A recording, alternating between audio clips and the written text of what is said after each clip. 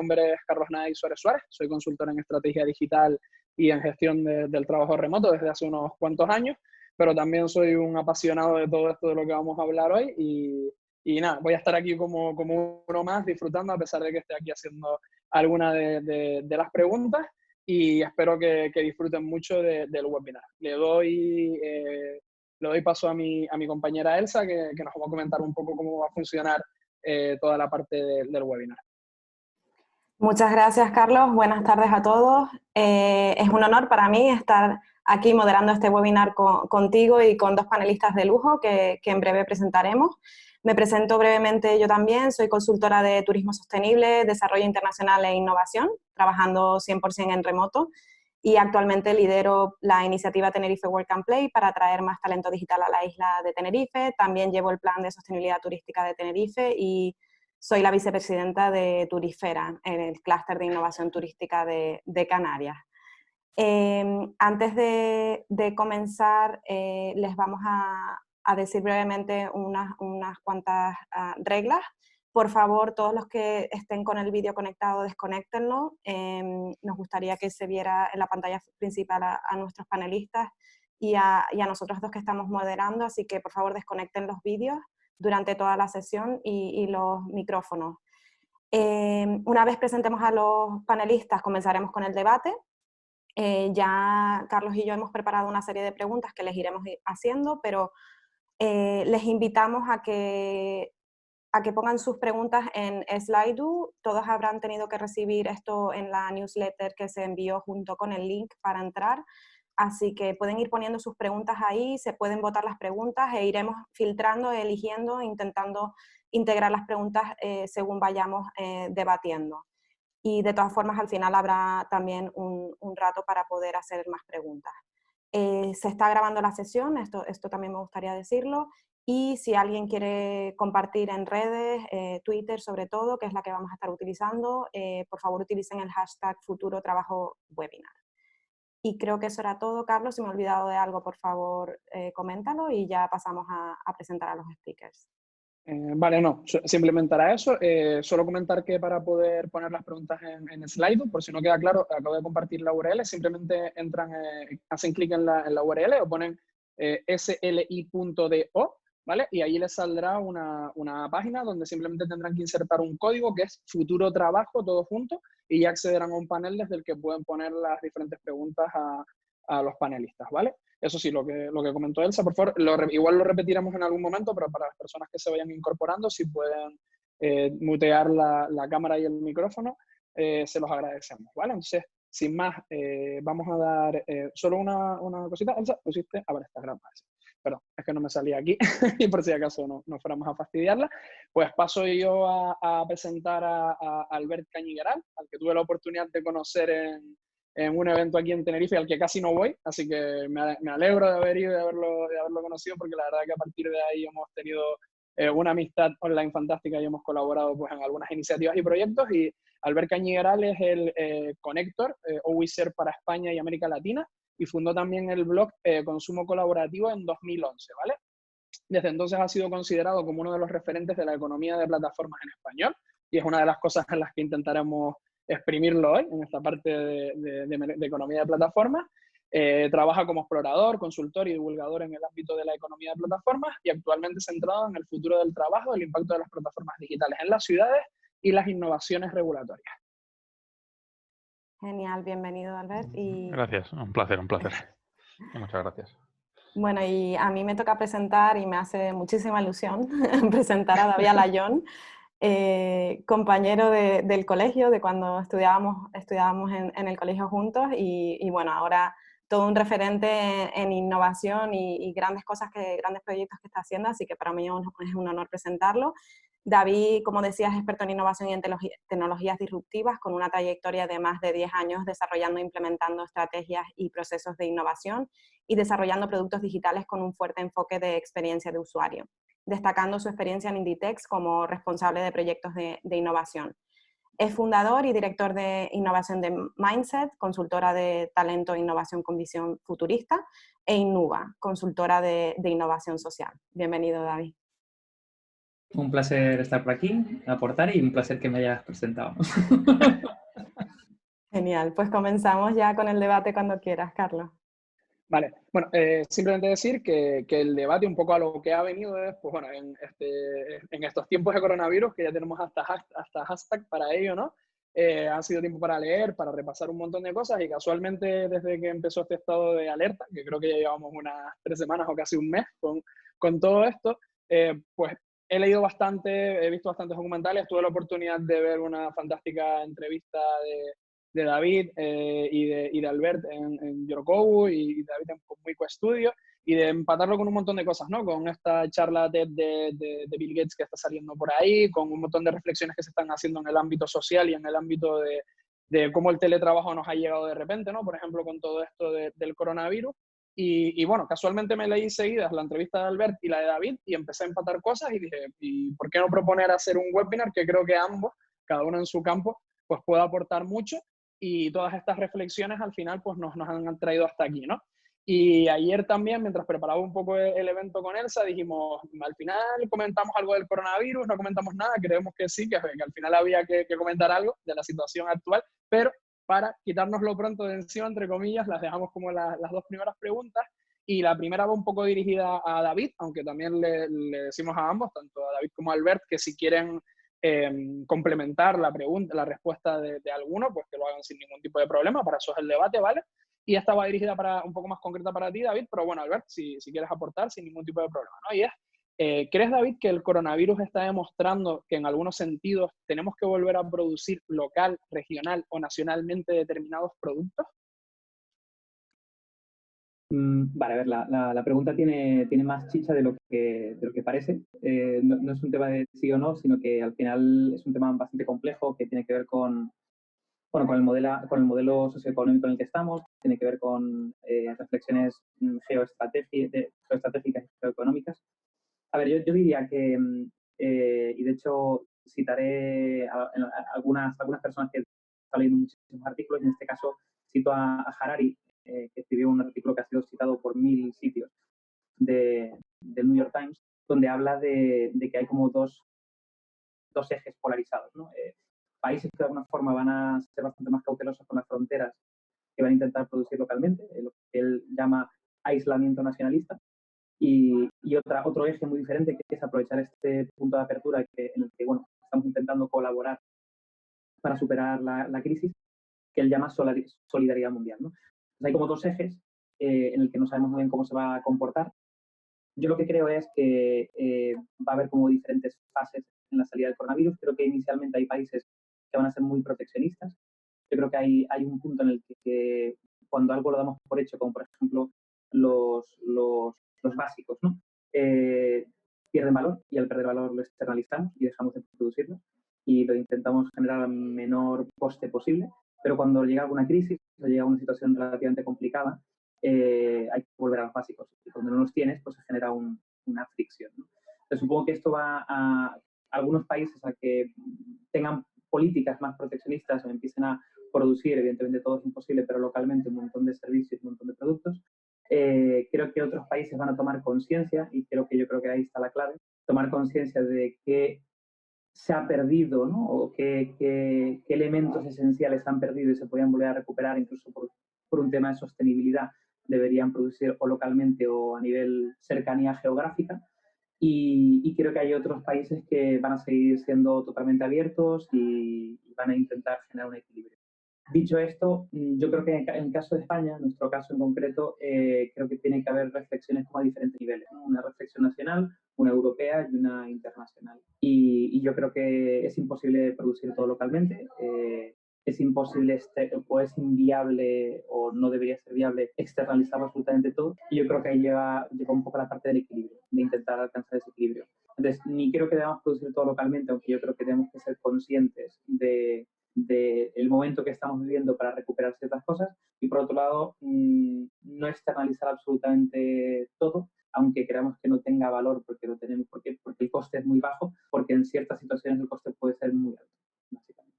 Perfecto. Genial. No sé si tienes algo que añadir, Albert. No, me parece muy interesante completar la versión de David. No, simplemente, y volviendo a lo que decía de los básicos, nos hace preguntarnos realmente también qué es lo básico, qué es lo esencial, ¿no? Estamos en un momento donde estamos haciendo muchas preguntas y una de estas es bueno, cuántas cosas superfluas teníamos como absolutamente necesarias, ¿no? Y realmente, y ahí también cuando haces este tipo de decisiones de local, externo y tal, pues bueno, está bien saber realmente qué es lo básico básico. Es una pregunta que hay detrás de esa pregunta, creo.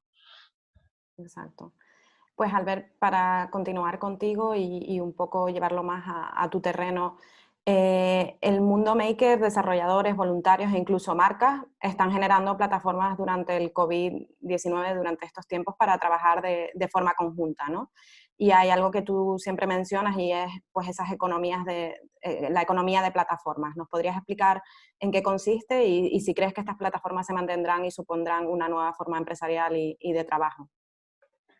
Sí, como bien dices, la gente se está organizando a través de plataformas digitales. Y si esta situación la hubiéramos tenido en 2005, si quieres, incluso antes de la emergencia de los teléfonos móviles inteligentes, la manera que hubiéramos podido reaccionar y que hubiéramos reaccionado hubiera sido muy distinta, ¿no?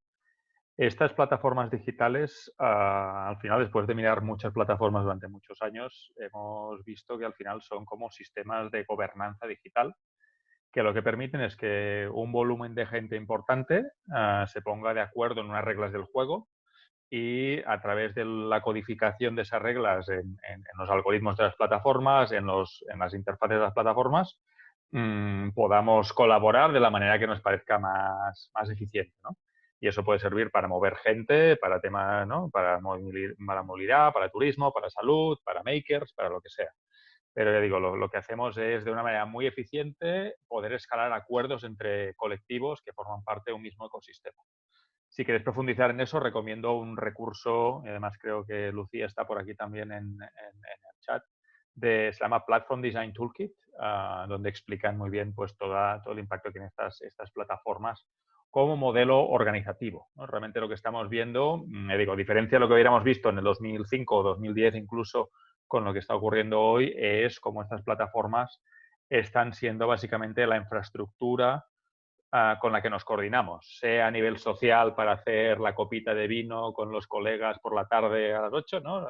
Mantener el vínculo social, que es importante, sea para movilidad y logística con ámbitos tipo globo, o cuando se ha necesitado una niñera o alguien para cuidar a una persona mayor, pues lo primero que ocurrió los primeros días fue que Wallapop y Mil Anuncios se llenaron de gente ofreciéndose o pidiendo este tipo de ayuda.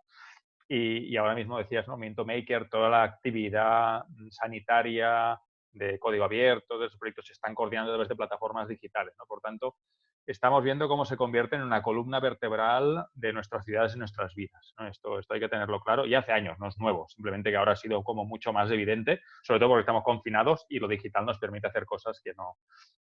Y por tanto, ese modelo organizativo sí que va a quedar. Es altamente eficiente, tiene muchísimas ventajas.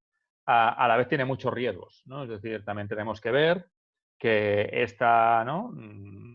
Son entes que pueden llegar a acumular mucho poder, ¿no? Los grandes oligopolios en forma de plataforma digital bien conocidos, pues ahí hay unos riesgos de pérdida de soberanía en muchos ámbitos, ¿no?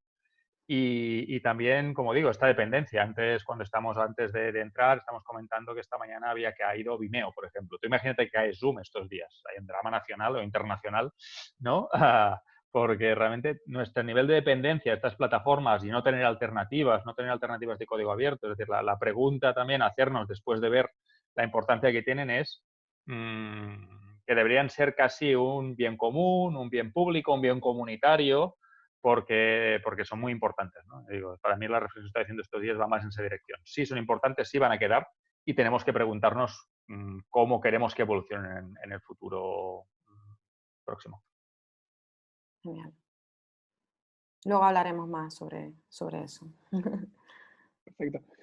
Pues bueno, teniéndoles a ustedes dos por aquí, no podíamos dejar pasar la parte de la temática de la innovación social, ¿vale? Y a mí, pues bueno, ahora en este orden me está tocando preguntarle un poco más a David, pero no pasa nada.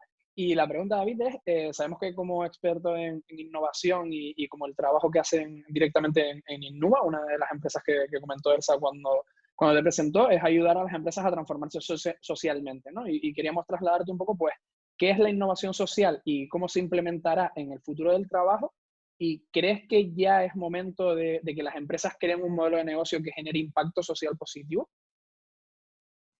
Me encanta que me hagas esta pregunta. A ver, y más cuando, bueno, pues está Albert, he visto en el chat que está Daniel Trorán de Bicorp, también he visto que está el equipo de Nessi. Vamos, gente muy metida en el mundo del impacto positivo, impacto social, el mundo colaborativo, el mundo de las social enterprises. A ver, yo creo que, o sea, por intentar definir lo que es la innovación social, o sea, si hacemos un breve repaso de la historia de las empresas, digamos que las empresas han tenido o están teniendo cada vez un peso mayor, ya no solamente en el modelo económico, sino en cómo se da forma al mundo. Aquí me había sacado datos que lo ponemos en varias presentaciones, como por ejemplo que el ingreso anual de Apple es superior al PIB de Guatemala, Uruguay, Costa Rica y Venezuela juntos, por ejemplo, ¿no? O que el top 10, la facturación anual del top 10 empresas a nivel mundial, el top 10 empresas, es superior, un poquito superior al PIB de España, ¿no? Ese es el nivel del peso que tienen las empresas en el mundo en el que estamos, ¿no? Entonces, históricamente las empresas se habían preocupado básicamente en tener un modelo económico sostenible, exclusivamente, sin, reparar el impacto que generaban. De hecho, ya no solamente sin reparar, sino tomando recursos como si fueran totalmente gratuitos, no tuvieran ningún tipo de coste, ¿no? Incluso el impacto negativo que se genera no se agrava. Y, de hecho, los productos que menos impacto generan pueden ser más caros, ¿no? De ahí hay una especie como de ironía o dicotomía bastante complicada. ¿Qué ocurre? Que en los años 50, probablemente por diferentes presiones y críticas, surge el concepto de la RSC, la responsabilidad social corporativa. ¿No? El gran poder conlleva una gran responsabilidad, ¿no? Surge la responsabilidad social corporativa, donde las empresas dicen, oye, estoy generando un cierto, o tengo bastantes recursos y puedo invertir, no estoy generando ningún tipo de impacto positivo o resolver ningún tipo de tensión social y demás, voy a invertir en ello. Problemas de la RSS, la verdad que ha sido un invento que ha venido muy bien, evidentemente, porque se ha invertido mucho dinero por parte de muchas empresas, pero llega un punto en el modelo en el que estamos en el que toca sus fronteras, ¿no? Es decir, hay empresas que tienen un modelo de negocio muy dañino y que la RSS no resuelve, ni de alguna forma compensa. Cuando las cosas van mal, lo primero que se recorta es, digamos, las no fuentes de ingreso, ¿no? Lo no sostenible económicamente, la RSS no se sostiene económicamente por sí sola. O sea, hay proyectos realmente espectaculares que cuando la empresa va mal, se cortan. Entonces, claro, en este contexto en el que se tocan estos límites, en el que empieza a surgir una figura del consumidor cada vez más consciente, cada vez rascamos más y no solamente la parte de precios. Un punto en el que los empleados también son cada vez más exigentes en querer tener una especie como de proyecto de vida y no tanto un salario exclusivamente. Pues empieza a generar un cambio sistémico, ¿no? Innuba lo montamos hace 5 años. Hace 5 años la situación era bastante diferente a la que hay ahora. Tenemos que hacer una evangelización de lo que es esto de la innovación social, porque es importante incluir el impacto positivo en el modelo de negocio de las compañías, ¿no? Pero bueno, el movimiento de Bicorp lleva muchos años. Yo recuerdo una charla del 2015 de un tipo que es Michael Porter, muy de las 5 fuerzas de Porter, que muy famoso en economía y muy centrado en la parte de modelos de negocio de grandes compañías, hablando sobre valores compartidos, ¿no? Es decir, para mí eso marcó aquí hay un cambio, ¿no? Hay un punto de inflexión y de paradigma, ¿no? Entonces, yo creo que es el momento y creo que lleva siendo el momento y creo que cada vez más es el momento. Yo creo que estamos ahora en la cresta de la ola de la necesidad de incluir el impacto positivo en el modelo de negocio, y la innovación social no es otra cosa que una forma de hacerlo, ¿no? Es crear modelos innovadores o modelos diferentes donde se le mete el impacto positivo en un modelo sostenible económicamente. Y aquí me preguntabas, ¿cómo va a ser el futuro del trabajo? Pues al final yo creo que las empresas han empezado a dar pasos. El primer paso que da una empresa normalmente es crear o cambiar su propósito corporativo, ¿no? Es cambiar de quiero ser el mejor en mi sector a quiero generar este impacto, quiero generar un bienestar, quiero resolver una tensión social. Es decir, hay un paraguas, ¿vale? Mucho más grande que el propio negocio de la compañía. La segunda parte, que es lo más complicado, es que ese paraguas no se quede como una narrativa, sino que de alguna forma llega al resto de la compañía y que un área de producto, recursos humanos, un área de marketing, la relación con los proveedores, de alguna forma eso permee, ¿no? Y bueno, modelos como por ejemplo el B Corp, ¿no? El que tiene en cuenta cinco segmentos, que son seis ejes, ¿no? Que manejan, que tratan la gobernanza, relación con los proveedores, impacto medioambiental, relación con los empleados. Creo que es una toma de conciencia de dónde está cada compañía y qué hay que hacer para poder mejorarlo, ¿no? Los ODS, los Objetivos de Desarrollo Sostenible, es otra vía muy interesante para ir midiendo el impacto que genero y que podría generar. Por lo tanto, es otro modelo muy, muy potente, ¿no? Entonces, ese sería como el primer paso. El segundo paso que están dando es en el cómo. No todas las empresas pueden generar impacto positivo desde su core de negocio, es decir, desde su producto, pero sí en el cómo. Pueden ser más sostenibles en cómo generan la distribución, qué decisiones se toman, la relación con los proveedores. Entonces, a lo mejor, pues, no sé, per se, un fabricante de móviles, ¿no? El móvil en sí, pues no es que tenga un impacto positivo muy grande, aunque se puede vincular con la conectividad o con la conexión de personas que están desconectadas, pero, por ejemplo, Fairphone es una empresa de, literalmente, de smartphones circulares, es decir, toda la filosofía de la compañía gira en torno a la optimización de los recursos y no generación de móviles cada 6 meses que hay que cambiar, ¿no? Entonces, en ese cómo es donde han metido la innovación social y lo que lo están consiguiendo, ¿no?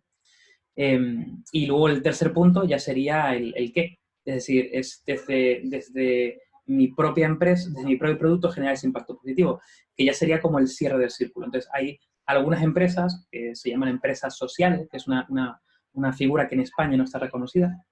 Esperemos que se reconozca. Innova, digamos que tenemos en los estatutos, ¿vale? Como los estatutos de una empresa social, aunque no somos una empresa, ¿no? una SL. Y ojalá que cambie, ¿no? Pues ese punto final en el que también genera impacto positivo tampoco es para todos, ya sería como el cierre del círculo, pero bueno, hay muchas empresas que tienen diferentes modelos. Por ejemplo, a mí me parece muy interesante, yo estoy muy metido en temas de inteligencia artificial, pues la inteligencia artificial como tal no genera un impacto positivo, pero tiene usos que tanto IBM como Google como Microsoft están aplicando, tanto para personas con algún tipo de discapacidad o personas con algún tipo de fobia o incluso en el COVID, en este punto en el que vivimos. Ahí han salido tropecientos dashboards muy diferentes que ayudan a la toma de decisiones, ¿no? Pues son digamos, soluciones que tienen impacto positivo. Entonces, por resumir un poco, yo creo que el futuro presente o el presente futuro inmediato, ¿no? El mañana de las empresas está básicamente en eso, en el cambio más arriba estratégico con el propósito, luego en la redefinición de todos los cómo y luego en llegar a los productos, a los qué. Genial. Muchas gracias, David, por esa explicación y ese resumen con el que creo que muchos estamos de acuerdo. Y bueno, ahí estamos hablando de eso, de impacto positivo. Albert, antes nos comentabas la importancia de la economía de plataformas, pero asimismo también ha cobrado mucha relevancia la economía bajo demanda, ¿verdad? Entonces, explícanos un poco eso, qué es la economía bajo demanda y cómo ves la evolución. Sí. No, muchas gracias. Sí, la economía bajo demanda, bueno, depende de quién le preguntes, ¿no? Son estos neologismos, estas nuevas palabras que son muy difíciles de limitar, pero básicamente en español lo que se está entendiendo por economía bajo demanda es tipo de magia casi tecnológica, donde yo en una aplicación pulso unos cuantos botones en una app para que aparezca alguien y me resuelva un problema que tengo, que puede ser desde lo más básico, pues traerme comida de algún restaurante o bien ir a buscar algún producto en el supermercado, ¿no? Con plataformas como Glovo, conducirme en plataformas como Uber, o puedo encontrar niñeras en Nanify o cuidadores en Cuideo, lo que se me ocurra, o gente que me va a pasar el perro en Rover, o gente que me va a poner la nueva Smart TV en plataformas como TechBuddy. Realmente hay una explosión brutal. Cualquier sitio cualquier necesidad que se te ocurra, hay esa expresión en inglés que there is an app for that, ¿no? Hay una aplicación para eso. Casi cualquier cosa que se te ocurra, puedes pulsar los botones y aparecerá alguien para ayudarte con ese problema que puedas tener. Básicamente, volviendo a la pregunta también inicial de las plataformas digitales, pues esta economía bajo demanda son plataformas digitales que lo que están coordinando es un pool de oferta y un pool de demanda de gente que está dispuesta, está lista en esos momentos y está dispuesta a solucionar ese problema por un pago, ¿no? Por su tiempo y sus habilidades, y gente que necesita resolver ese problema. Básicamente lo que hacen es coordinar estos dos ámbitos, a veces incluso con un tercero, como puede ser un supermercado, un restaurante o así, con tiempos de reacción muy cortos, ¿vale? Realmente cada vez somos gente más impaciente, esperamos que todo ocurra ya. Pues estas aplicaciones aceleran o contribuyen a esa inmediatez que estamos buscando. Y muchas veces las tareas también en este ámbito acostumbran a ser bastante cortas, ¿no? Estamos hablando de tareas, pues esto de un cuarto de hora, 20 minutos, un par de horas, si quieres, si viene alguien a instalarte una televisión, a pasearte el perro. Y ya digo, en algunos casos, pues quien venga a entregarte la comida o te conduzca en un coche tampoco te importa mucho, probablemente no sea la misma persona. Y en otros, como puede ser el cuidado de personas y mascotas, pues sí que hay más recurrencia y funciona de otra manera distinta y tal, pero bueno, buscamos la economía bajo demanda se entiende un poco como todo esto, ¿no? Y hay esa tendencia o ese ejemplo es interesante, enlazándolo con la pregunta anterior que hacíais, porque para las empresas empiezan a ver esta posibilidad de que con Internet es posible tener el talento que necesito, donde lo necesito y cuando lo necesito, de una manera muy ágil y muy fácil. Por tanto, de esa transformación empresarial que se estaba comentando, además de los valores y la misión de la empresa, hay una parte de procesos y de gestión de talento donde esta economía bajo demanda está teniendo y va a tener impacto para tener una fuerza laboral más líquida, con una mezcla de gente empleada, que van a ser pues el 50% de la empresa, y otro 50% de la empresa que va a funcionar por proyectos y que será fuerza que voy a contratar pues mediante plataformas o voy a tener mi propio pool de talento freelance. Esto muchas empresas ya están trabajando de esta manera. Sobre todo en un mundo donde los proyectos y las necesidades son tan cambiantes, es importante tener esa flexibilidad también en la fuerza laboral, ¿no? Y la gig economy ha sido como la punta de lanza, o la economía bajo demanda ha sido la punta de lanza de todo esto. Y la última reflexión, también enlazando con el virus, es que al no tratarse de relaciones laborales estándar, tradicionales, están mucho menos protegidas que el trabajador tradicional empleado. Es decir, si tienes si eres asalariado con un contrato tradicional, pues tienes un acceso bastante sencillo a las protecciones sociales, a la formación, al desempleo, a garantizar tus derechos como trabajador. Toda esta gente de las plataformas digitales y también los freelance y tal, que la mayoría de nosotros creo que lo somos, tenemos más dificultad para acceder a eso, ¿no? Y creo que el coronavirus ha puesto mucho foco en que los trabajadores temporales, los trabajadores bajo demanda, los freelance están realmente a otro nivel. No estamos al mismo nivel. Hay un desajuste que creo que tenemos que ir ajustando. Genial, Álvaro. Muchísimas gracias por las aportaciones. Y bueno, cuando hablamos de toda esta nueva parte del futuro del trabajo, de todo lo que se viene con las plataformas, el aprendizaje y la formación continua es algo muy importante dentro de los procesos de trabajo y que cada vez se está empezando a valorar más, ¿no? En este sentido, quería trasladarle de nuevo a David, ¿no? Aprender a aprender es la clave, y precisamente estamos en una época en la que aprender a aprender es algo que se puede entrenar con la gran cantidad de tutoriales, formaciones online de las que disponemos. Igual ahora estamos abusando un poco de los webinars, pero eso ya lo veremos a toro pasado, ¿no? Entonces, en realidad lo estamos escuchando mucho, pero ¿qué es esto de aprender a aprender? Pues a ver, yo la verdad que siempre que me preguntan, no sé, cuál es tu hobby o cuál es, para mí es aprender. O sea, siempre ha sido aprender y soy un súper friki del aprendizaje. Y la verdad que me ha parecido súper interesante en los últimos, no sé, 5 o 6 años en todos los informes que salen relacionados con las competencias del futuro. La primera que sale en todos, quizá compitiendo con problem solving, ¿no? Con resolución de problemas o pensamiento estratégico, la primera que sale es aprender, o capacidad de aprender, ¿no? Que tiene que ver mucho con adaptación al cambio. Tiene que ver mucho con, sea una nueva circunstancia, hay una nueva herramienta, hay un nuevo conocimiento, hay un nuevo paradigma, lo aprendo y no solamente lo aprendo, a mí me gusta el aprender con H, ¿no? Aprender como forma de coger un conocimiento y interiorizarlo y hacerlo tuyo, ¿no? Entonces comienza a surgir una gran tendencia que es aprender a aprender. Es decir, si tengo que aprender de manera más efectiva, de manera más rápida, ¿cómo puedo hacerlo, ¿no? Entonces, ¿cómo puedo aprender a aprender, ¿no? De hecho, es muy curioso porque hablando de cursos online, de MOOCs, ¿no? y de webinars, el MOOC más creo que visto, por lo menos, no sé si terminado, pero por lo menos comenzado por mayor volumen de usuarios en Coursera es uno que se llama Aprender a Aprender, de una profesora que se llama Barbara Oakley, que además tiene 2 libros fascinantes, uno que se llama Aprender a Aprender y otro que se llama Mindshift, como cambio mental. Entonces, Aprender a Aprender surge como tendencia. Se vincula mucho también al aprendizaje autónomo, ¿no? A los nomads, a personas que se autogestionan su aprendizaje, y tiene que ver yo creo, con 2 ejes, ¿no? Primero, tener la actitud para aprender de forma más efectiva, que aquí es un tema de potenciar la curiosidad. Hay otra autora que se llama Carol Dweck, luego ahora pondré nombres rarunos ahí en el chat. Carol Dweck, que tiene un libro una filosofía que se llama Growth Mindset, ¿no? La mentalidad para crecer, ¿no? Y lo pone en contraposición al Fixed Mindset, ¿no? Yo siempre he hablado de mentalidad de innovación y es un poco lo mismo, es Growth Mindset, es la capacidad de aprender con errores, de querer ir más allá, salir de la zona de confort, una serie de criterios que están muy vinculados con la actitud. Y luego viene la metodología, como todo. Al final yo creo que aprender es como hacer ejercicio. Tú al final no sales un día de tu casa y dices voy a correr una maratón, por lo tanto no sales un día o te levantas un día y dices voy a estudiar, no sé, 40 horas seguidas porque te pegas un tiro, ¿no?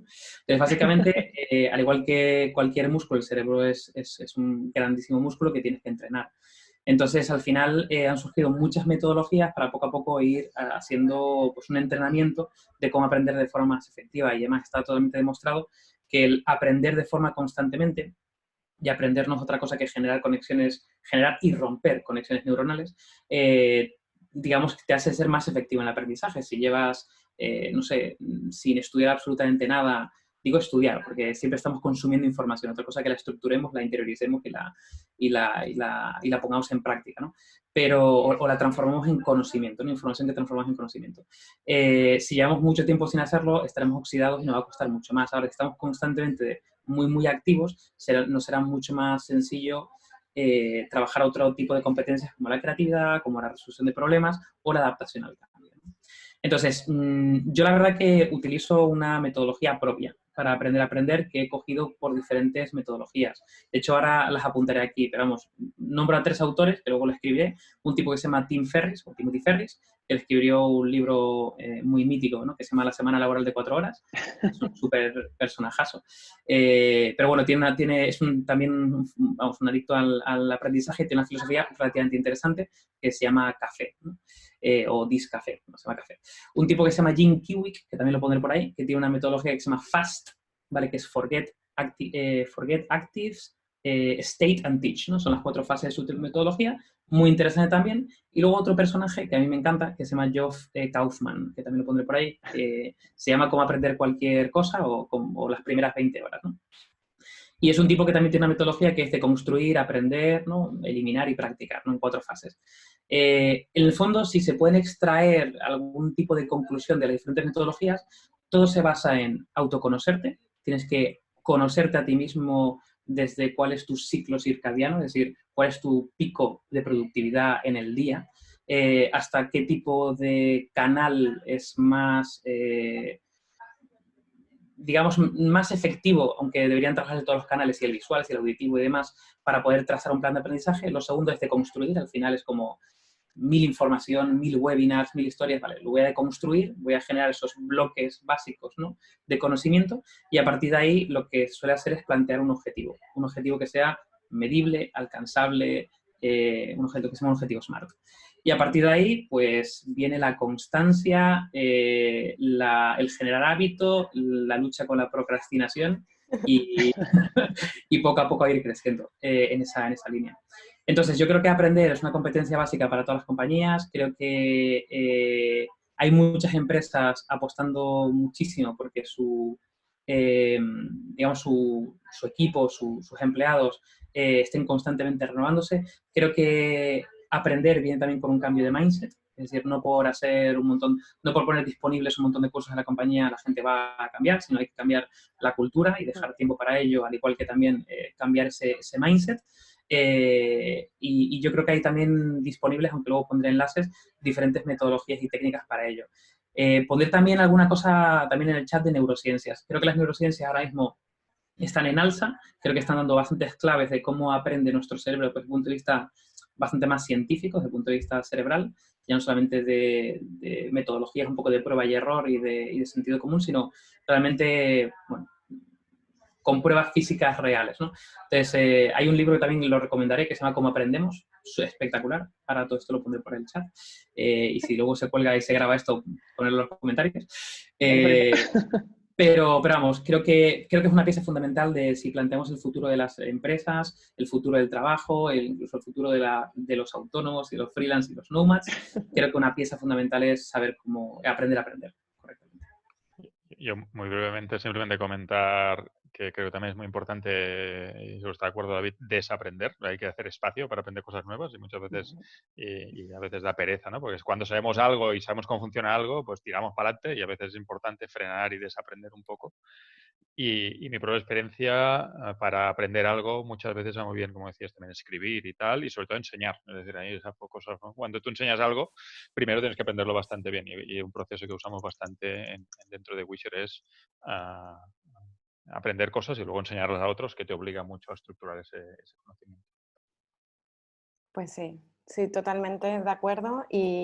Hombre, yo no creo que sea tan friki como David, que sabe de tantas cosas, pero sí que tengo muchos intereses por ejemplo, en mi caso, ¿no? Pues trabajo en proyectos muy distintos entre sí y hago muchas cosas que es eso, que me cuesta mucho definir lo que hago, ¿no? Entonces eso, por lo visto, se llama ser un slasher. Yo esto no lo sabía hasta que me estaba preparando para esto y tampoco sabía, o sea, por lo visto, eso, ¿no? Se conoce como slasher a los profesionales multitarea que colaboran por proyectos con varias empresas a la vez, desarrollando simultáneamente diferentes servicios e incluso carreras. Bueno, y que basta por navegar por LinkedIn para ver a esta gente. Y yo tengo slashers en mi LinkedIn, pero es que yo no sabía nada de esto, lo prometo, esto yo ya lo había hecho antes. Entonces, bueno, Albert, cuéntanos un poco esto de los slashers y si crees que en el futuro pues todos seremos algo así como multi tarea o sabremos hacer muchas cosas, no sé cómo definirlo. Sí, como decía, hay muchos neologismos en todo esto y esto de Sí. slasher es de los nuevos. No es la primera vez que lo oigo, pero no se usa mucho. Y como decías, es el slash este que es como el separador, ¿no? Que me parece interesante, ya no sabemos cómo inventarnos cosas. Sí, no, yo estoy muy de acuerdo y además creo que esto, que mucha de la gente que está atendiendo esta llamada, al menos los que yo conozco, encajan bastante en esta definición. Y en esto del futuro del trabajo hay una frase que usamos en algunas presentaciones que no sé muy bien quién es el autor o la autora, por tanto prefiero no decirlo, pero porque lo he escuchado a varios lados, ¿no? Decía que mi padre tuvo un trabajo toda su vida, ¿no? En este caso fue profesor de escuela. A nuestra generación, si ves el LinkedIn de mucha gente, lo que ha hecho es ir saltando de trabajo en trabajo cada 5 años, 3 años, 6 años. Y los slashers actuales y los hijos de muchos de nosotros van a tener 7 trabajos a la vez o 7 fuentes de ingresos a la vez, 7 actividades, ¿no? Y como digo, en nuestro entorno yo creo, tenía que mirar exactamente quién está participando en la llamada, pero creo que hay bastante gente que ya corresponde con este perfil. Y eso genera pues una serie de problemas, ¿no? El primero es cuando tienes que estar en alguien, ¿tú quién eres? ¿A qué te dedicas? ¿No? Eso ya empieza a ser un poco complicado. Yo muchas veces, ¿cuánto rato tienes para que te lo cuente? Porque realmente estás haciendo como variedad de cosas, ¿no? Por tanto, cada vez es más complicado poder responder ese tipo de preguntas que antes eran más o menos sencillas. Y para mí esta tendencia sí que va a quedar, de nuevo, enlazando con lo de la gig economy, los freelance, el trabajo, vamos a ir trabajando más por proyectos y me voy a activar aquí, me voy a activar ahí, ¿no? Igual que ahora estoy en este webinar, luego me iré a otra cosa, luego estaré dando clase. Pues bueno, este tipo de actividades sí que va a ir normalizando porque el trabajo se está fragmentando. La tecnología facilita mucho la fragmentación de los proyectos en tareas y que esas tareas se vayan realizando de manera discontinua. Por tanto, más gente va a ir a esa dirección de ser pluriespecialista, ¿no? Tendrá que ser especialistas en varios temas, ¿no? Justo cuando Carlos se presentaba decía, hago esto y hago lo otro. Tú también, Elsa, has dicho, estoy aquí, estoy ahí, estoy haciendo lo otro. No, pues bueno, tienes como 3 o 4 patas, ¿no? Y es como una silla, eres un poco más resiliente, te aguantas mejor si tienes 4 patas porque si se rompe una o falla una y tal, pues tienes más resiliencia. Y esto también lo vamos a aprender, ¿no? Muchas veces la gente como se estresa mucho con esta pluridisciplinaridad, pluriespecialista, pero realmente cuando lo puedes gestionar bien, y no son 23 cosas, son 3 o 4, pues eres bastante más resiliente como persona y en tus ingresos también, porque puedes ir combinando cuando algo baja, algo sube, puedes combinar. Tienes un problema de identidad, para quién eres, qué haces, ¿no? Es decir, necesitas algo que dé sentido a toda esa amalgama de proyectos, de cositas que vas haciendo. Y para eso es importante tener tribus, ¿no? Y, por ejemplo, en mi caso particular, Wisher es mi tribu y hay varias gente de la tribu también aquí en la llamada, que es lo que le da sentido de continuidad a esta fragmentación. Y me da un sentimiento de pertenencia, aprendo con esta gente, como se comentaba antes, ¿no? Compartimos, aunque cada uno trabaja con sus cosas y mi vida laboral puede ser muy dispersa, muy diferente, sí que es importante tener algún tipo de continuidad, ¿no? A veces también hablamos, por ejemplo, con tipo los músicos, ¿no? Hay gente, los músicos son buenos tocando 2, 3 instrumentos y con estos 2, 3 o 4 instrumentos se van a poner en varios grupos de música, ¿no? Pues bueno, cada vez el trabajo creo que se va a parecer más a este tipo de cosas. Estamos aprendiendo y hay que buscar qué estructuras de apoyo son necesarias desde lo social y desde lo legal para que estos slashers tengan una vida laboral correcta. Y hay muchas preguntas ahí, ¿eh? No tengo ni mucho menos la respuesta. Tengo 4 intuiciones, pero soy muy pesado explorando los colectivos independientes. Esto es como mi obsesión actual. Por si me dejáis ahí también aportar un poco en esa línea. Por favor. Yo es que he vivido también tu problema, Albert, y es un poco el de Elsa y el de Carlos, de no saber cómo presentar exactamente. Yo me he sacado de la manga que parece estructurado a posteriori mi historia, es decir, no tenía ni idea de lo que estaba haciendo, pero luego ahora la cuento y digo que me dedico al mundo de la innovación, y así ya ese es el paraguas. Pero fíjate, muy interesante, o sea, pues yo creo que era como 2009-2010, nosotros teníamos una agencia de marketing digital y en ese momento buscamos a perfiles muy raros porque tenían que ser creativos, pero tener conocimiento tecnológico, si sabían algo de marketing o de redes sociales mejor, porque estamos en entorno digital. Y acuñamos un término que lo llamamos los tecnocreativos, que básicamente eran perfiles que sabían de la parte de tecnología y de herramientas y de la parte digital y tenían un conocimiento también creativo y estratégico que pueden aportar, ¿no? De hecho, montamos una escuela que se llama Nomadia para formarlo con un jaleo. Y en ese momento empezaban a salir, pues, lo llamaban el T-shaped talent, ¿no? El talento en forma de T, que es básicamente el palito de la T es el área de expertise y la barra, ¿no? Es su capacidad de aplicar ese área de expertise a diferentes ámbitos, ¿no? Es casi, tienes un hard skill, ¿no? Una competencia muy fuerte y luego unas soft skills, ¿no? Habilidades blandas que te permiten aplicar eso. Eso, y era de alguna forma que nosotros intentábamos hacer era un talento en forma de P, el P-shaped talent, ¿no? Que tenía 2 áreas de expertise. Un área bastante más creativa, un área bastante más analítica y esa capacidad. Con el tiempo, al final, salió el talento en forma de M, luego lo llamaron comp-shaped talent, que eran como con muchas áreas de expertise. Entonces, has dicho el de la silla, muy, muy visual, ¿no? Y ahora un término que yo he escuchado bastante son los neogeneralistas, neogeneralist, que me parece un término bastante interesante. De hecho, hay un tipo que escribe un libro que se llama Neogeneralista, que habla sobre un ciclo casi infinito de adquisición de áreas de expertise. Y me veo muy reflejado, que es, tú empiezas a saber algo de un área simplemente para poder utilizarla, ponerla en marcha. Yo me acuerdo cuando yo empecé en la agencia de marketing digital no tenía ni idea, mi conocimiento era tecnológico, ¿no? Pero poco a poco pues, te relacionas con planes estratégicos, directores creativos, directores de cuentas, y claro, vas adquiriendo ese conocimiento, después de 6 años eres bastante experto, ¿no? Entonces, a partir de ahí buscas otra área de expertise, ya tienes esa, ¿no? Entonces, digamos que estás en un ciclo infinito, ¿vale? De adquirir áreas de conocimiento que se van poco a poco convirtiendo por el tiempo, por los proyectos en área de expertise, ¿no? Entonces, yo ya no conocía el término de slasher, pero yo me autodefino como neogeneralista, pues, por curiosidad. Sí. Genial. Pues bueno, creo que sí, que nos vemos todos reflejados un poco en ese papel y al tiempo que vemos estas nuevas formas de trabajar, también un poco como venimos a hablar de futuro del trabajo, están viniendo nuevas tendencias disruptivas, ¿no? Con las que entender las nuevas formas de trabajar. Y dentro de estas nuevas disruptivas, a mí, David, me gustaría preguntarte qué es la perspectiva estratégica o el diseño de futuros y cómo puede contribuir al futuro de las empresas que lo pongan en práctica ahora. Vale. Pues a ver, esto es un terreno fascinante, el tema de la perspectiva y básicamente de pensar. En innovación se utiliza como un elemento muy visual que se llama los tres horizontes, ¿no? Tienes un horizonte relativamente cercano que normalmente se aplica con innovación incremental, ¿no? Quiero mejorar algo y lo puedo mejorar en este año, en un año y pico, ¿no? Pues esa es innovación incremental y es tu horizonte 1. Vas a poner en práctica algo en un año, 2 años, ¿no? El horizonte 2, que normalmente ya es un paso un pelín más lejos, que se suele utilizar la innovación radical, y normalmente es innovación que genera un cambio disruptivo dentro de un modelo de negocio. Es decir, no te inventas algo radicalmente diferente, pero sí que generas mejoras relativamente como puntos de inflexión, ¿no? Pues una mejora logística, una mejora en algún tipo de relación con el cliente. Y son escenarios de 3 a 5 años, más o menos, ¿no? Cuando, en el caso, por ejemplo, de cuando yo trabajaba en retail, cuando poníamos en práctica algo relativamente disruptivo y querías que estuviese en, no sé, 9.000 y pico tiendas, pues el despliegue era paulatino y al final también tenías que pensar con cosas que pudiesen mutar rápidamente en el tiempo para que no fueran.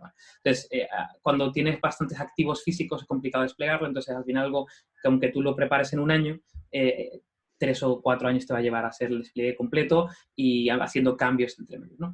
Horizonte 3 es a partir de 5 a 10 años, incluso más de 10 años, ¿no? Entonces, la perspectiva estratégica, que es donde se suele utilizar la innovación disruptiva, ¿no? Que es básicamente generar innovaciones que van a ser tu futuro de negocio, ¿no? Tu futuro modelo de negocio. Entonces, ¿qué ocurre? Que las empresas están muy acostumbradas a las cuentas anuales y los business plan a 3 años o a 5. Es decir, un plan a 10 años, ¿qué sentido tiene, no? Entonces, yo cuando empecé con el tema este del estudio de futuros, o los estudios de futuros en plural, y de la perspectiva estratégica, es como, vamos a ver cómo demonios vamos a empezar a plantear cosas a 10 años y que esto sirva para algo, ¿no? Con una visión muy escéptica. Y la verdad que me ha cautivado, me ha parecido un planteamiento espectacular, porque realmente el estudio de futuros, la perspectiva estratégica, el diseño de futuros, no pretenden, en el fondo, adivinar el futuro. Lo que pretende básicamente es abrir una reflexión a futuros posibles. Eso para empezar, ¿no? Es decir, no hay un solo futuro, es decir, esto va a pasar, nadie sabe lo que va a pasar, pueden pasar muchas cosas. Vale, pues esas muchas cosas, no dejarlas al azar, o se puede tener una capacidad de agencia, más si eres una empresa grande, más si eres un gobierno, pero bueno, básicamente plantear diferentes escenarios futuros y a partir de ahí visitarlos y ver qué me traigo de ellos. Es decir, si yo puedo describir algo que podría pasar y además lo puedo analizar con proyecciones de datos y tendencias y demás, puedo describirlo de tal manera que si yo viviese en ese escenario, o un país, o una ciudad, o una empresa, ¿qué es lo que estaría pasando, ¿no? Entonces, esas reflexiones que muy poca gente se hace, te llevan a plantearte preguntas que nunca te hubieras planteado. ¿Y si esto pasara? ¿Vale? Entonces, cuando vuelves al presente, te puedes traer un montón de cosas, un montón de reflexiones que o poner en práctica desde la hora o hacer una herramienta que se llama el backcasting, que es ir desde 10 años hasta el presente e ir poniendo como semillas, ¿no? como breadcrumbs, como migas de pan.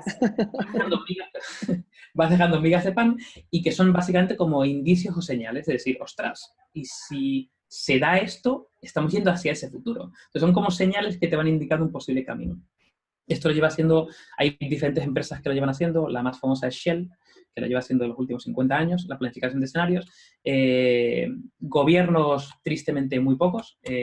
Hubo un intento en países nórdicos, concretamente en Finlandia y creo que en Suecia, en general un ministerio del futuro. En España se ha habilitado una oficina de perspectiva estratégica que de momento solamente se anuncia en los periódicos, yo lo vi en diferentes que ha pasado por ahí, pero bueno, el objetivo es básicamente hacer esa proyección y traerte cosas al presente. Entonces, en ese traerte puedes traerte cosas que actuar en la hora, ponerlas en modo monitorización, a ver cómo van surgiendo. Y luego hay otra cosa muy interesante que son los artefactos de futuro. ¿Esto qué significa? Yo puedo generar un prototipo de algo, yo genero algo que testo con los usuarios y en ese testing yo aprendo, lo modifico y lo lanzo al mercado, ¿vale? Hay otra cosa que podemos llamar un prototipo, que ni siquiera es un prototipo, es algo que tú generas que da la sensación de que es real, es decir, que el usuario lo está testando, pero realmente es una ficción, es decir, no existe, no lo podía poner en marcha el año que viene. ¿Qué consigo con eso? pues un montón de información del usuario que a lo mejor no me vale para lanzar ese producto, pero me vale para obtener hallazgos, para obtener posibles tensiones, fricciones, motivaciones. Es decir, son artefactos que me traigo para, en un entorno muy realista, pero simulado de algo, de cara a aprender de eso. Y hay empresas que lo llevan haciendo y casi sin quererlo. Por ejemplo, Google y Amazon son unos ejemplos clarísimos. Yo me acuerdo cuando Amazon lanzó la tienda, el Amazon Go, la tienda esta automatizada que abrieron en Seattle y luego desplegaron en diferentes sitios, la primera versión no eran capaces de desplegar eso, era casi simulado y seguramente ya habría gente por detrás corrigiendo cosas, ¿no?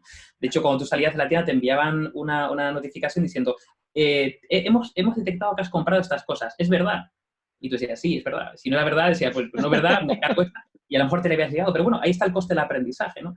¿Qué ocurre? Se posicionaron muy bien. Se posicionaron muy bien, aprendieron mucho de los usuarios, sacaron además una campaña de marketing espectacular y a partir de ahí, pues poco a poco han ido creciendo hasta tener un producto factible 4 años después. ¿Vale? Entonces, yo creo que toda la parte de perspectiva estratégica lo que implica es abrir reflexiones y abrir propuestas, que además casi siempre son multidisciplinares, no eres tú solo en tu casa, normalmente son mucha gente colaborando de muchos perfiles y backgrounds muy diferentes a la hora de valorar posibles escenarios. Y a partir de ahí, pues tomar decisiones. Y ya te digo, es un terreno apasionante, sobre todo por la multidisciplinaridad. Es decir, que cada uno intente aprender de muchas cosas y sobre todo tener muchos perfiles alrededor que puedan aportar. Genial. Muchas gracias, David, por esa explicación. Súper interesante, la verdad. Y ahora vamos a hablar de algo que a lo mejor para muchos no es tan disruptivo porque ya está pasando, ¿no? Pero no queríamos dejar de pasar esta ocasión, Albert, para preguntarte en una entrevista que vimos que hiciste con Marabad en Yorokobu, que comentabas que incluso ya muchas personas están trabajando para un algoritmo, ¿no? ¿Podrías explicarnos un poco en qué consiste esto para que todos lo entendamos? Sí, la frase esta de tu jefe es un algoritmo funciona bastante bien como titular, tanto de eventos, conferencias o charlas.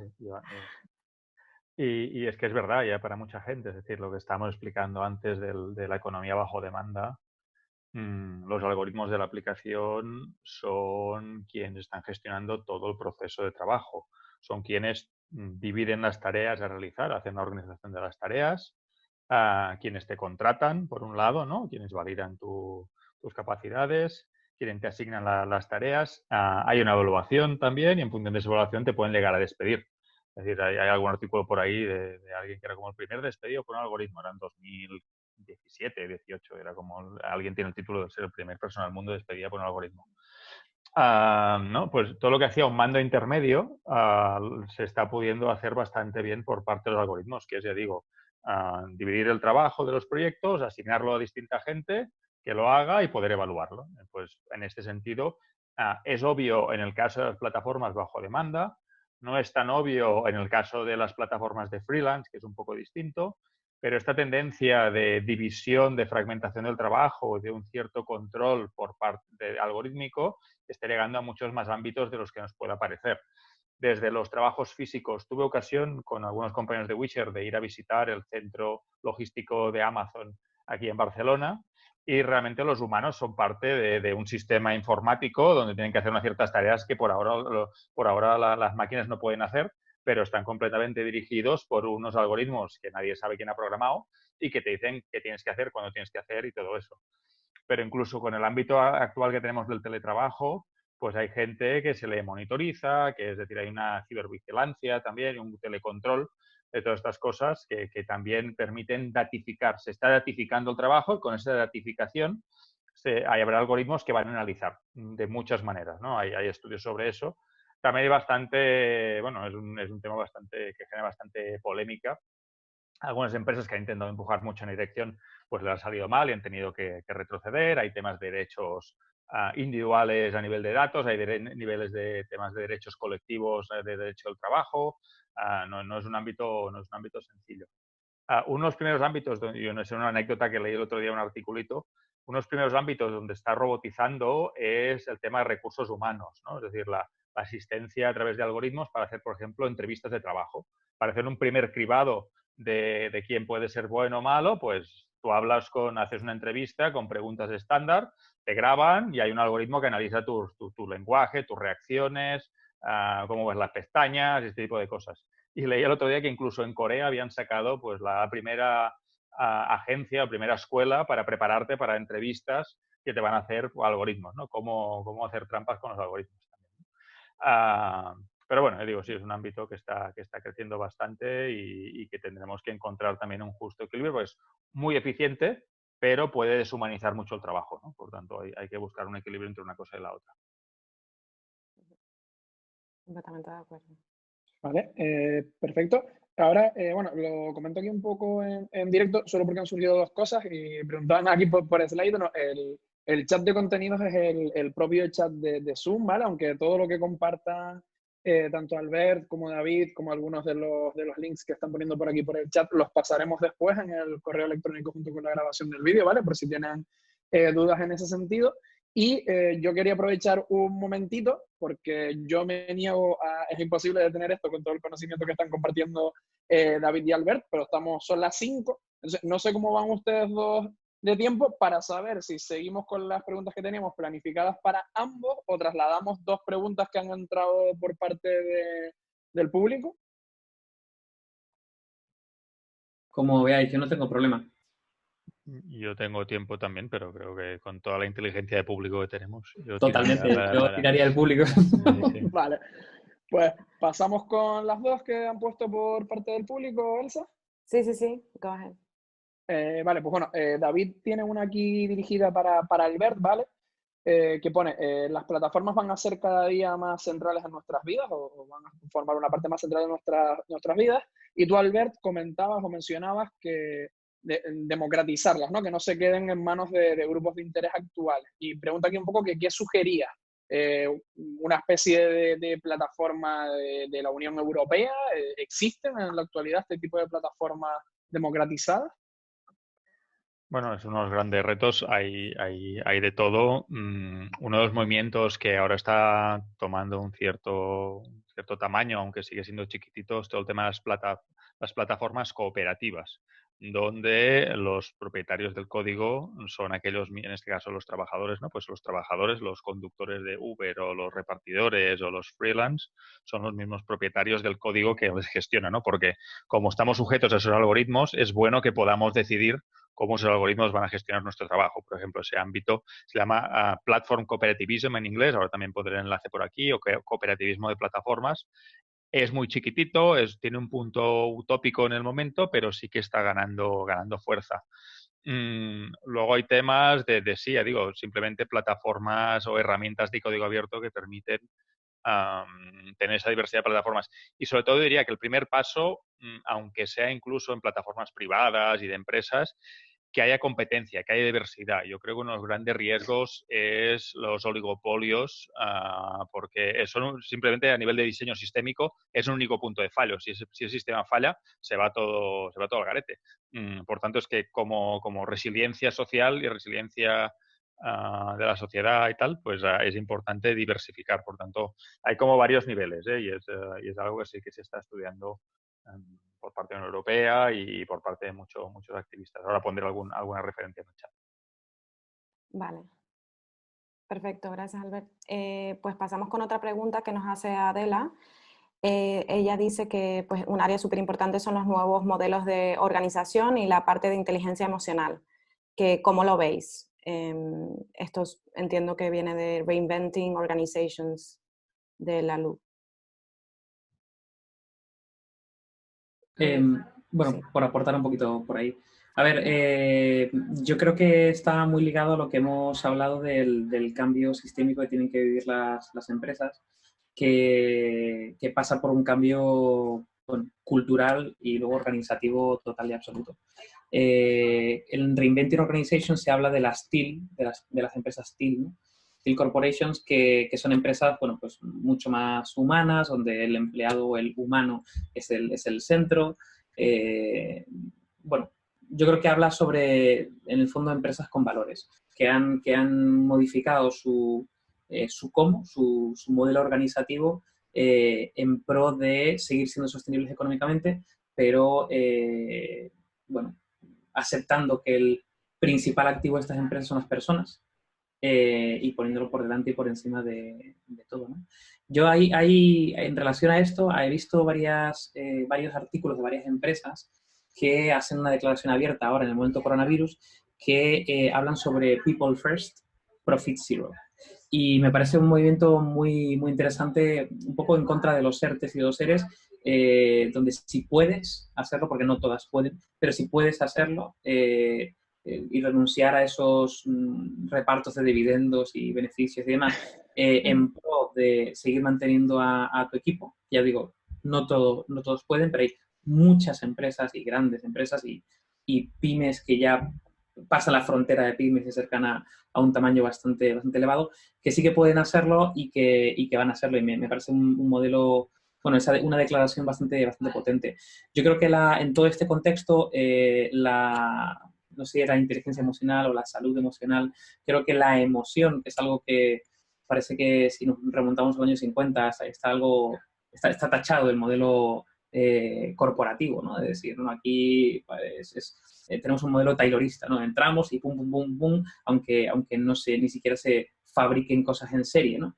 Y cogemos un montón de cosas de esa época, ¿no? Del fichar y las horas y el que estar sentado X horas para... No hay relación con el trabajo, pero hay que estar ahí porque me da seguridad. Yo creo que hay un montón de barreras que se están rompiendo y creo que poco a poco hay palabras como la parte de emoción o incluso la salud mental que se incorpora como última tendencia en Estados Unidos, en mental health, incorporarlo, en tenerlo en cuenta de cómo está mi personal, mi equipo y demás dentro del entorno corporativo, y luego la felicidad. Ya se empiezan a ver como Chief Happiness Officer o Chief Wellbeing Officer. O sea, se empiezan a ver diferentes puestos que van en pro a decir, ostras, nuestro principal activo son la gente. Si se me cae la gente, se me cae el chiringuito. Entonces, yo creo que poco a poco se está metiendo cada vez más y me parece un eje fundamental. Vamos. Yo simplemente como curiosidad, creo que esta oportunidad del confinamiento, ya no digo y para mí lo que estamos haciendo no es tanto teletrabajar, pero está yendo en esa dirección. Es decir, hay muchas reuniones que hace la gente ahora estos días. La primera pregunta es ¿cómo estás? ¿Cómo lo estás gestionando? ¿Qué ha pasado? Es decir, ¿no? Es decir, esa parte de emociones que muchas veces en la oficina es, bueno, te sientas y empiezas no sé qué. Hemos normalizado mucho estos días tener 10 minutitos de, hostia, ¿cómo estás? Porque la cosa está chunga, ¿no? Y de manera muy natural y la otra cosa que hemos hecho es entrar en casa de la gente, ¿no? Es decir, aquí tenéis el fondo con dibujitos, con no sé qué. Por tanto, Ay, se le fue. tenemos una visión muy, muy, muy de una sola cara a las personas y ahora por culpa de estas teleconferencias estamos entrando en un montón de casas de gente. Y ya digo, esta humanización y estos sentimientos es uno de los resultados de este confinamiento, creo. Veo en el chat que pone Adela un comentario sobre no solo empresas con valores, sino empresas sin jerarquías, nuevas formas de decidir, de crear equipos. Es un cambio total, pero no sé cómo de fácil es ponerlo en práctica y cómo la tecnología ayuda a todo esto. Yo creo que es un poco lo que comentábamos. Al final yo creo que los valores, la parte de propósito, es como el primer paso, pero evidentemente tiene que tangibilizarse en un cómo que va hacia adentro, con la parte de organización, jerarquía, management, gobernanza, y va hacia afuera, con la parte de productos, relación con proveedores, relación con el cliente y demás, ¿no? Tiene que ser un cambio sistémico. ¿Cómo de fácil es ponerlo en práctica? Pues hay dos ejes. Un eje es la mentalidad de las personas que componen esa empresa. Al final, una empresa son personas. Y la mentalidad es un eje fundamental para un cambio sistémico. Y por otro lado también el tamaño, activos y tiempo que esa empresa lleva haciendo esa actividad. Es decir, no es lo mismo cambiar una empresa local de 50 personas que una empresa en 93 países con muchos activos físicos, véase 9.000 y pico tiendas y una facturación de cientos de miles de millones, ¿no? Entonces, son dos ejes que van a dos velocidades diferentes. Pero yo creo que todo parte por eso, por cambiar o por poner un compromiso, más que un cambio, un compromiso de la parte de arriba, ir generando poco a poco diferentes vías de actuación para cambiar el cómo y que luego se tangibilice. ¿La tecnología cómo ayuda? Pues un poco de la misma manera. Al final, la tecnología es un medio. Las personas tienen que utilizarla, tiene que haber un cambio de mentalidad, tiene que haber decisiones previas. La tecnología lo que puede hacer es hacernos más fáciles o automatizar ciertas tareas que a lo mejor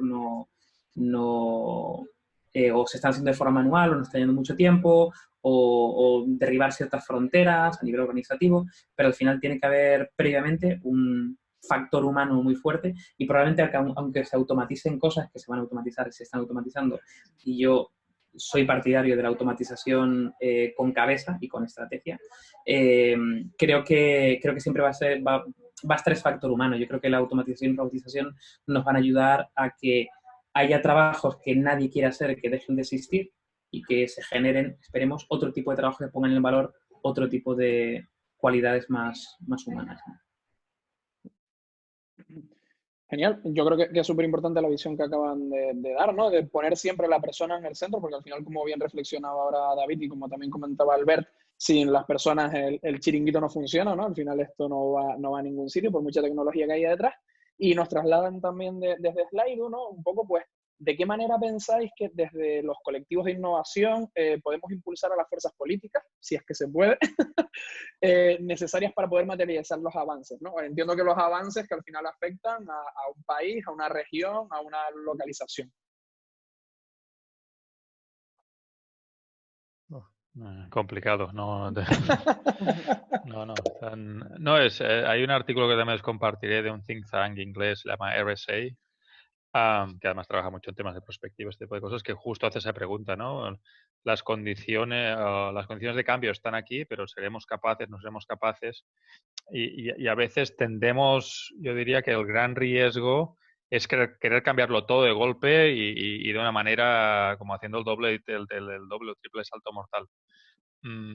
Si queremos cambios, mi sugerencia sería ser muy táctico, realmente, ¿no? Que cambio, que entender bien el sistema, cómo funciona, tener una visión sistémica de aquello que queremos cambiar y buscar qué palanca en el sistema, con una pequeña intervención, es la que va a tener mayor impacto y mayor cambio y que luego va a tener otros tipos de consecuencias después de eso. Y luchar mucho por esos temas, o simplemente muchas veces más que convencer. Yo creo que muchas veces los políticos siguen lo que ha ocurrido más que lo lideran, ¿no? Por tanto, a veces sí que necesitas un cierto apoyo político, pero probablemente tienes que avanzar más con comunidades, con gente, demostrando que esos cambios son buenos. Pero digo, sería primero un análisis sistémico de aquel ámbito que quieres tocar, identificar las palancas críticas y ser muy quirúrgico o quirúrgica en buscar ese cambio y en esa cosa. ¿Algo ¿David? que añadir, David? O... No, yo creo que lo he explicado muy bien, Albert. Yo lo único que creo es que el tema de la generación de ecosistemas y de comunidades, yo creo que es un gran eje, que además se ha puesto en valor en este momento de pandemia, tanto por parte de diferentes empresas como por parte de individuos o colectivos o comunidades que se han puesto en marcha para actuar. Creo que el gobierno tiene un papel fundamental como, de alguna forma, como orquestador de esto, en el sentido de que si quieres realmente generar, he visto proyectos relacionados con la unificación de datos de hospitales, ¿no? Pues al final es muy complicado y también he estado muy metido en el tema de comunidades autoorganizadas para la generación de activos, véase respiradores, mascarillas y demás, a la hora de este entorno, ¿no? ¿Cuál es el gran problema? La autoorganización está bien hasta cierto punto, pero tiene que haber algún tipo de liderazgo o visión, porque si no hay gente muy perdida, te estás perdido.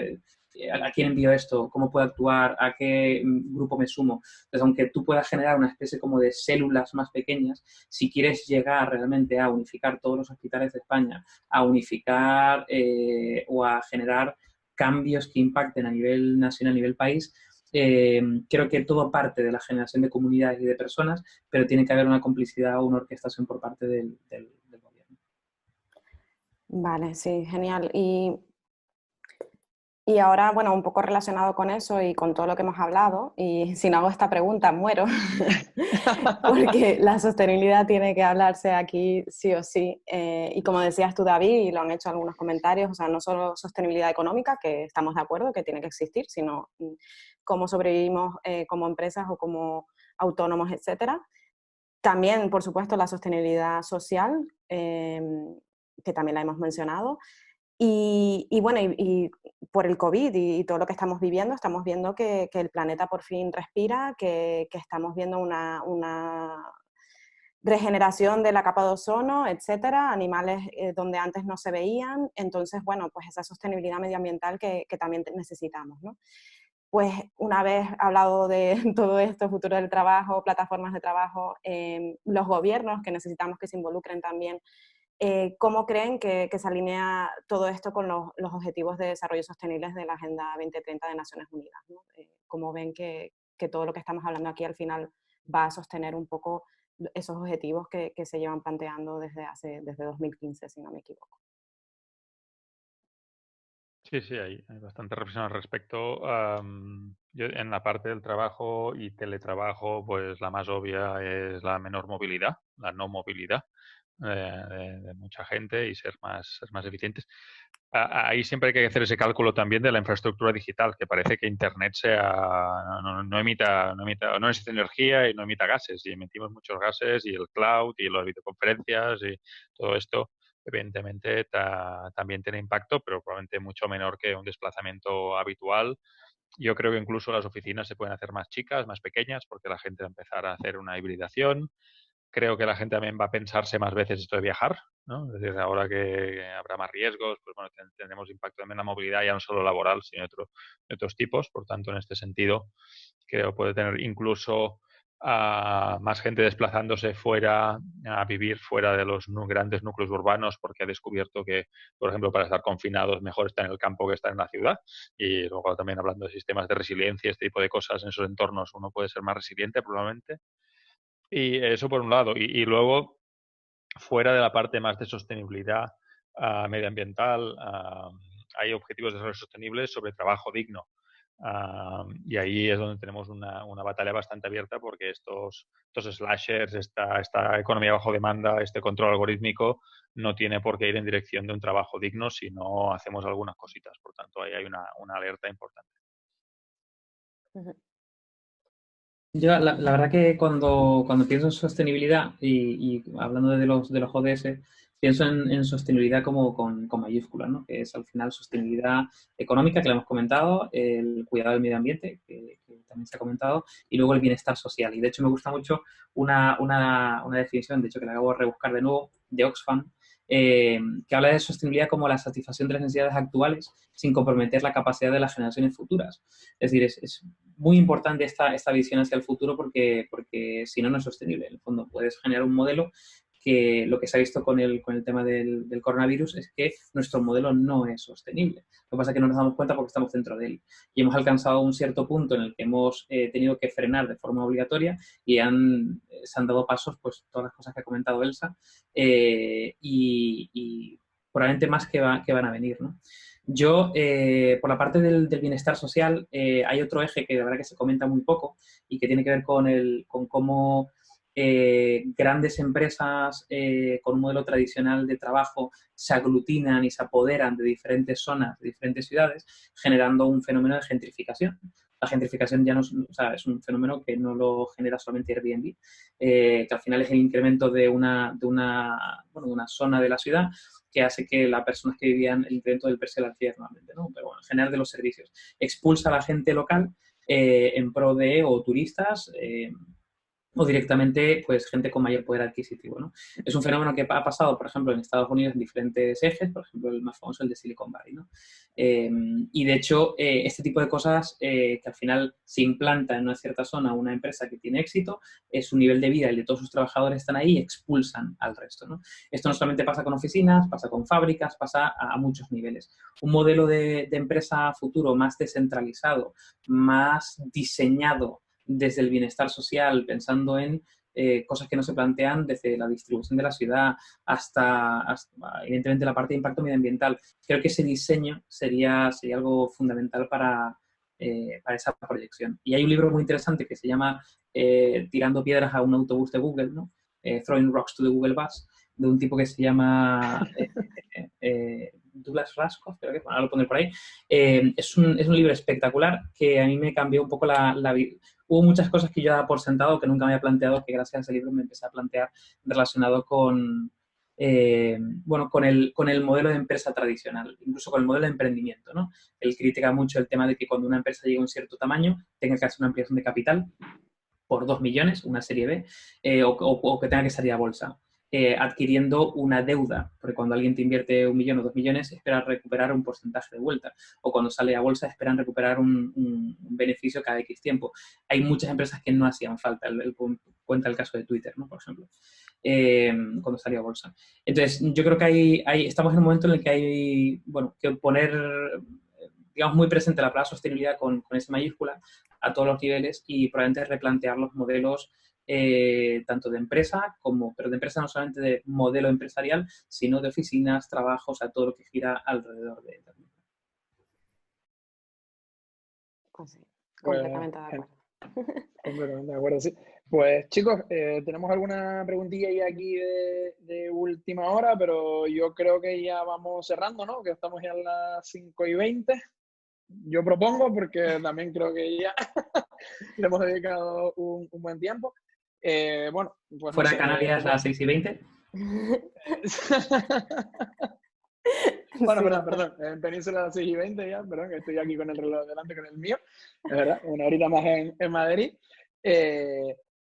Y bueno, simplemente bueno, transmitir que yo, como dije antes de que entráramos en la sala cuando estábamos comentando un par de puntos y un par de detalles, yo con esto me lo paso como un niño en Reyes, porque a mí todas estas cosas me encantan y podría estar debatiendo aquí 4 horas, pero tampoco les voy a robar esas 4 horas a ustedes. Muchísimas gracias por todo lo compartido. Creo que se ha generado tanto en el chat como en todo lo que han compartido ustedes en este vídeo, que está grabado, un montón de conocimiento, que se podría seguir profundizando muchísimo más en esto. Y bueno, yo tiendo la mano o lanzo el guante, como digo, para en un futuro, un poco más adelante, si quieren profundizar en algunas cosas, cuenten conmigo para lo que necesiten. Y nada, que muchísimas gracias por su tiempo y les agradezco mucho que hayan dedicado 1 horita y media de su tiempo a aportar y a sumar en esta causa. Aprender. Muchas gracias. Muchas gracias. Gracias, Daniel. Gracias. Muchas gracias a todos. Un placer. Muchas gracias, chicos. Gracias. Chao, chao. Hasta luego. Abrazote. Gracias. Chao.